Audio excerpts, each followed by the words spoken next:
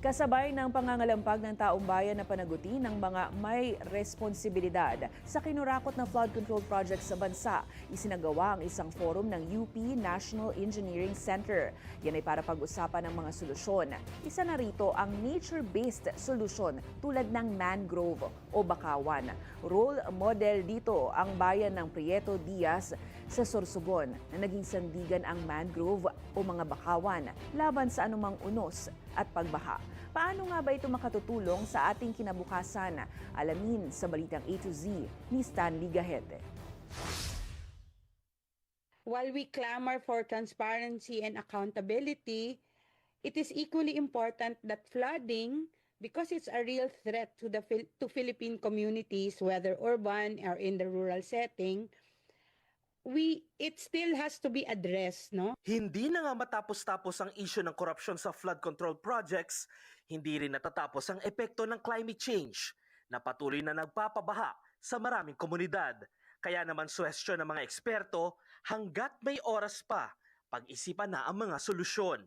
Sa ginanap na forum ng Geohazards International, katuwang ang UP National Engineering Center ngayong Biyernes, isinusulong ang mga nature-based solutions kontra pagbabaha. They are the solutions that are inspired and supported by nature, which are cost-effective, simultaneously provide environmental, social, and economic benefits, and help build resilience. Layo ng forum na mapag-usapan ang mga angkop na solusyon na sustainable, matipid at mabisang karagdagang paraan sa mga tradisyonal na hakbang sa pagkontrol ng baha.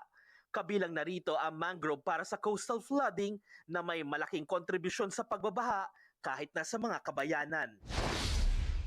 Ang bayan ng Prieto Diaz sa Sorsogon, isa sa madalas na unang tinatamaan ng bagyo na nakaharap sa karagatang Pasifiko, bakawan o mangrove ang naging sandigan ng komunidad laban sa matinding pagbaha dulot ng unos. Noong dekada 90, halos wala nang makitang bakawan dito dahil sa sobrang pagpuputol ng puno at pag-uuling ng mga tao. Nung araw, ang mangrove rin ng Prieto is parang desierto na. Parang desierto. Sa sobrang abuso ng tao, halos na naubos na yung bakawan.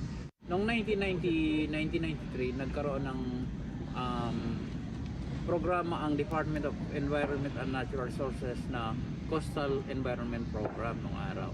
Nang matapos ang kontrata ng DENR na nagpoprotekta sa mga bakawan, bumuo ng grupo ang mga residente, ang Seaman Corps Eco Developers Incorporated, para ipagpatuloy ang laban para sa kalikasan. Malaking tulong yung mangrove pagdating sa bagyo, lalong-lalo na sa storm surge, kasi natural barrier siya. Hindi siya katulad ng ang konkreto maaari pang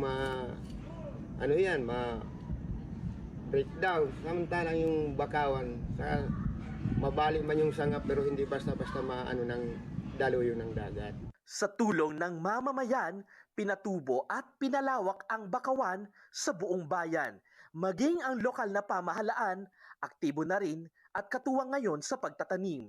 Before po umabot yung tubig dagat dito sa community, parang naaano na po siya ni mangroves. At the same time po, yung mga fisher folks po namin, yung mga bangka nila, kasi ngayon sa simula nila tinataas before dumating yung bagyo.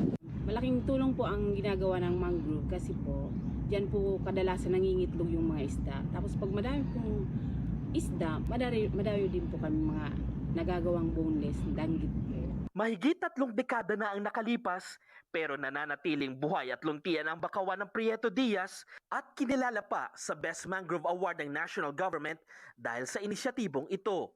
We will be thankful na if this will be replicated to other places, because it is nice that if what we are doing here will be replicated in other. Inspirasyon na sila ng marami sa iba-ibang bahagi ng mundo. Patunay na ang isang buhay na solusyon para mapangalagaan ang mundong ating ginagalawan. Para sa Balitang A to Z, Stanley Gahete, Prieto Diaz, Sorsogon.